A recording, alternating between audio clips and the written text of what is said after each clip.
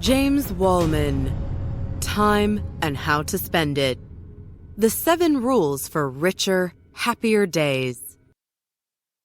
There are a lot of books out there offering tips, rules, and complex systems on how to work more efficiently and be more productive. But does any of that stuff really make you happier in life? In author James Wallman's estimation, adding happiness to your life is less about the choices you make at work and more about the choices you make outside of work.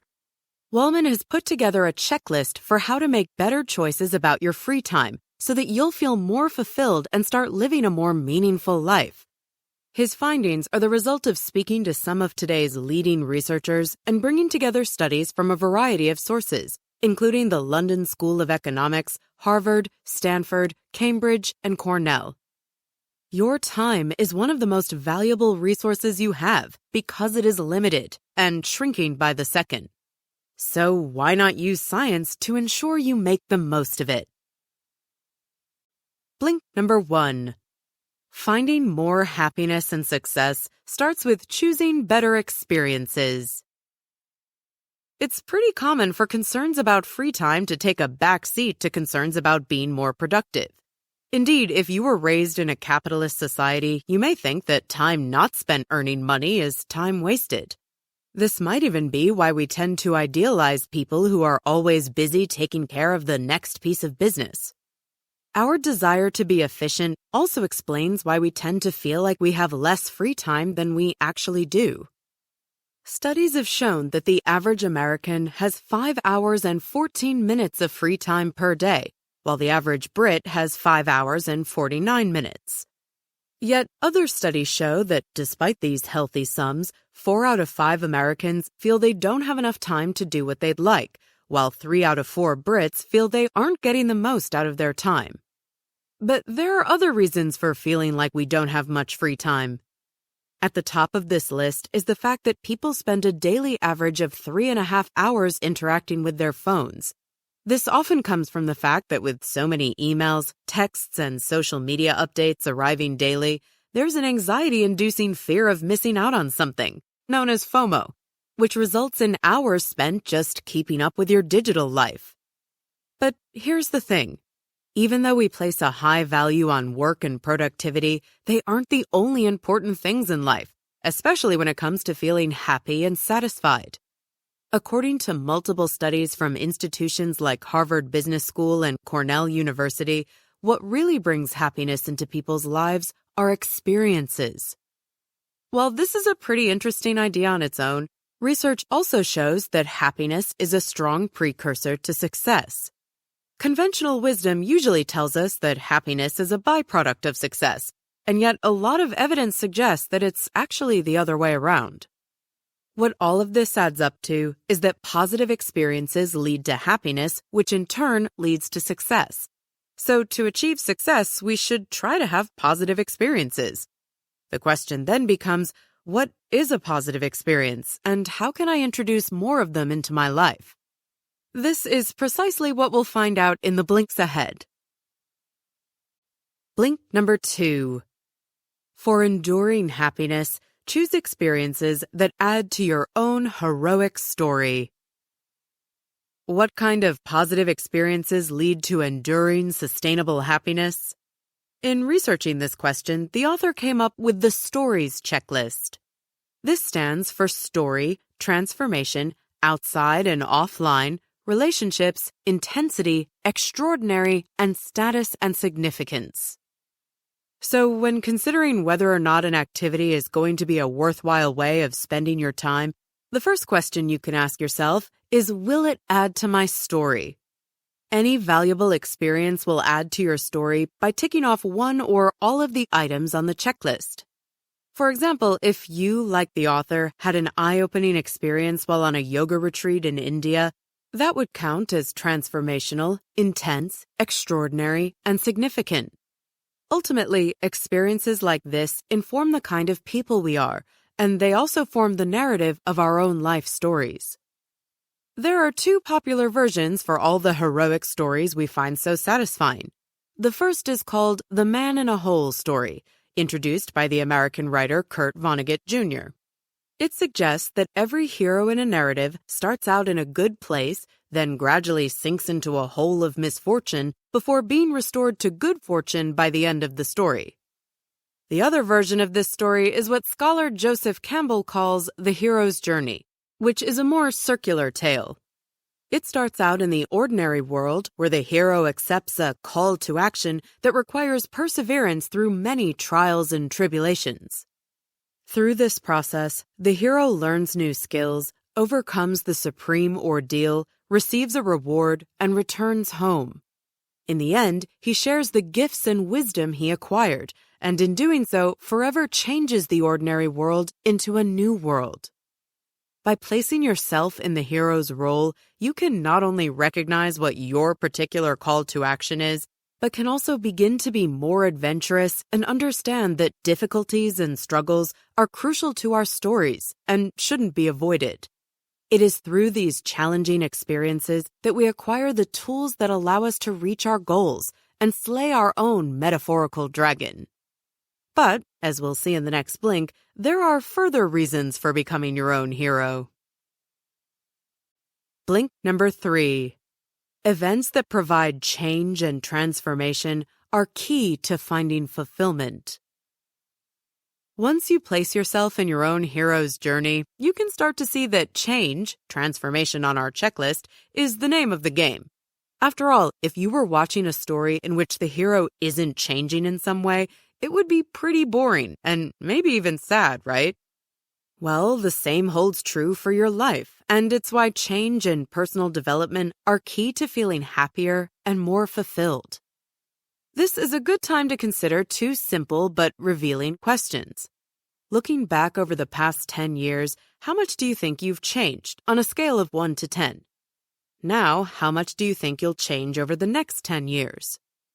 For most people, the first number is higher than the second, and this is known in psychology as the end of history illusion, which means we tend to think of change as something happening in the past, not the future. As a result, significant changes are often unplanned. But once you understand that it's a key part of a fulfilling life, you can start actively seeking out change by finding experiences that bring new inspiration, new skills, and other transformative elements into your life. Let's take vacationing, for instance. There are basically 3 ways you can approach a vacation: fly and flop, find and seek, or go and become. With fly and flop, personal development is not on the menu. Fly and flop might involve going to a resort and engaging in passive experiences like lying in the sun, eating familiar foods, and reading books and magazines that require very little effort on your part. While it might be relaxing, this approach results in some pretty dull stories to tell others back home. Find and seek involves more active engagement. You travel to new places with the intent to explore, or maybe attend a music festival like Burning Man. You'll see new things and have some interesting stories to tell, but for the most part, it's an experience that any other sightseer or concert goer might have. The go and become approach, however, offers a real chance for transformation. In this scenario, your vacation would come with a purposeful intent to learn inspirational things about different cultures and customs, or new skills like painting, boating, or traditional sushi techniques. Or it might involve a spiritual retreat of some kind. Whatever the case may be, it will include very personal and possibly very transformational experiences, and therefore a great story. Blink number 4. Being outside and offline has been shown to improve people's moods directly. Next on the stories checklist is outside and offline, which is pretty self-explanatory. Valuable experiences that lead to happiness are more likely to take place in nature and away from the online world. Let's first consider the benefits of nature. Around 1990, Japanese researchers began looking into the claims of health benefits surrounding a pastime known as Shinrin-yoku, or forest bathing. And sure enough, the claims appeared to be valid.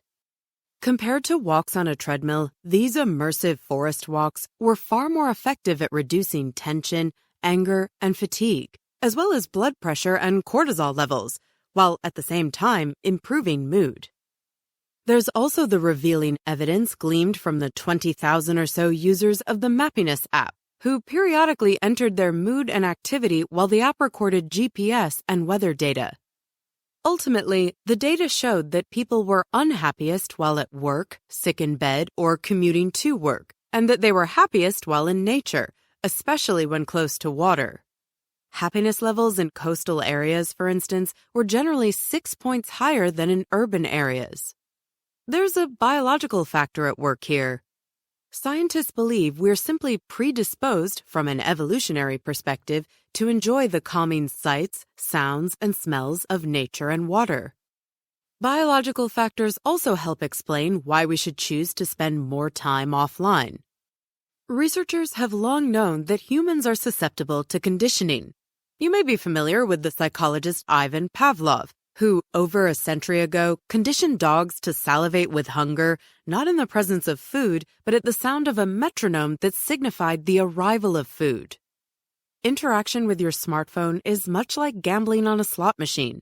What's at work is a system of operational conditioning known as intermittent variable rewards. This means you're interacting with a system that offers an inconsistent promise of large or small rewards.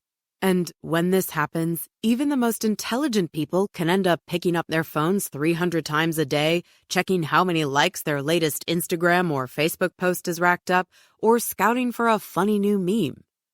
The problem is that, as multiple studies in the US and Europe show, too much time online leads to feelings of isolation, stress, depression, and insomnia. Fortunately, however, if you start spending less time online now, your mood can improve immediately. Blink number 5. Engage in activities that connect you with others to avoid the potentially fatal effects of loneliness. While solitude and some time alone can be a nice change of pace from time to time, no one enjoys feeling lonely. This might sound obvious enough, but what you may not know is just how dangerous loneliness can be. Over time, persistent loneliness has been proven to cause stress and create more protein fibrinogens in your body, which clog arteries, increase blood pressure, and make you more likely to get diabetes and have a heart attack. What's more, in compiling 7 years' worth of data from nearly 3.5 million people, researchers found that loneliness increased a person's chances of death by 29%.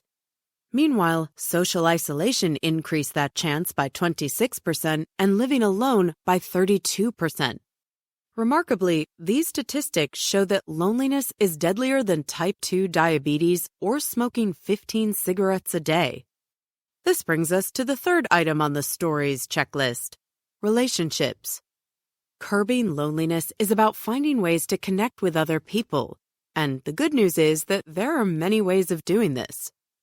Basically, the way to be less lonely is to do something interesting. Anything, really. Most experiences involve other people in some way, whether you're outside playing sports or indoors playing a board game. But even if you're pursuing solitary experiences like meditating, reading an interesting book, or working on a painting, psychologists have found that these activities can still provide a sense of belonging in the larger sense. And remember, whenever you have an interesting experience, it gives you a good story to tell, and sharing stories is one of the best ways to form bonds with others. Ideally, your experiences speak to who you are as an individual, so think of what you like to do and then see whether there's a group in your community or online that you can join. If you like to go hiking, there are plenty of outdoor groups. If you like to read, join a book club or start your own. Check out what's going on in your community. It's highly likely that there's a group or association doing something that you find interesting. If not, there may be a festival within a reasonable distance that you can attend. And when's the last time you talked to your neighbors? No matter what you're up to, there's probably a way to make adjustments and find ways for your activities to connect you with others. Blink number 6. We're at our happiest when engaged in intense, immersive activities that allow for good flow.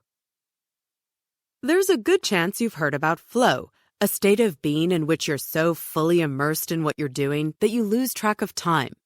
Studies have found that when we're experiencing flow, we're also experiencing some of the happiest moments in our lives. This brings us to the intensity part of the checklist. After all, finding flow essentially means being so intensely focused on what you're doing that all your troubles recede. Needless to say, when it comes to deciding how to spend your time, choosing an experience that gives you flow is often the smart way to go. For starters, what you do should be challenging enough that staying engaged with the activity requires all your abilities and demands a state of full-body awareness. This is what athletes call the zone. Note that mindless video games, binge-watching, and endlessly scrolling through a news feed are not sufficiently challenging activities. Even though they can cause you to block out everything around you and suck hours from your life, they're not going to leave you with the kind of transformative satisfaction that you'll get from good flow. A handy, simple rule of thumb for telling the difference between good and bad flow, or as the author calls it, real flow and fake flow, is to know that good flow requires you to put in true, intense effort in order to receive the reward at the end. In fact, the progression of a real flow experience is not unlike the hero's journey. There's an initial struggle, followed by a release in which you enter the zone and the flow begins. And then, at the end, you feel physically, emotionally, and mentally drained, yet also ecstatic at having slain your metaphorical dragons. Difficult experiences are thus not only worthwhile, they can be some of the happiest and most rewarding things you'll ever do, if they're intense and require your full engagement. And where can you find such experiences? Well, sports are great for adding flow to your life, but you can also get it from performing in front of an audience, writing, carpentry, and any number of other activities that require skill and attention.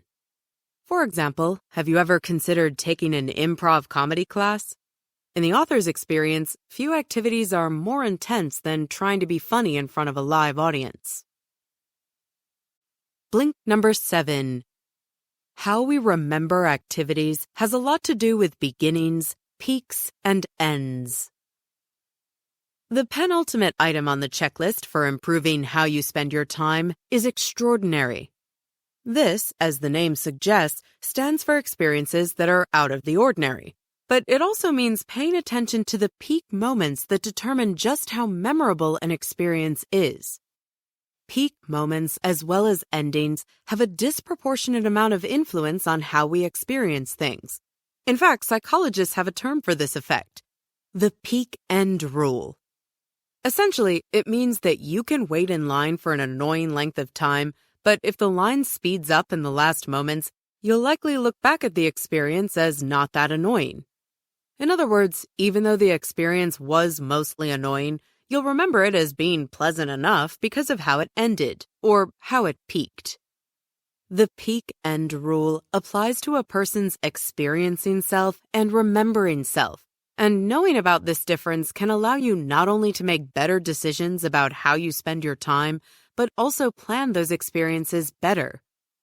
For example, if you're having a miserable time stuck in traffic on the way to a music festival, you can rest easy knowing that this is your experiencing self suffering, and that the peak moments of the festival will be the things your remembering self will care about, while the misery of the traffic will be forgotten.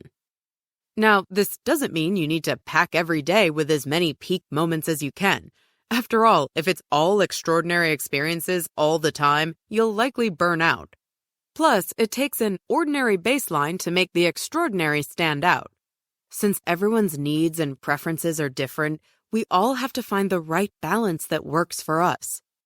It's also worth noting that you can inject a seemingly ordinary moment with extraordinary significance just by appreciating the inherent wonder in nature and human existence.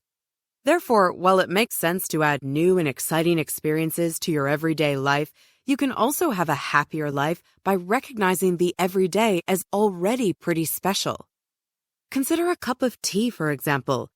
On its own, it may be ordinary, but if you make each brew part of a daily calming ritual, it can be pretty extraordinary. Blink number 8. Activities that boost our status can lead to happier lives.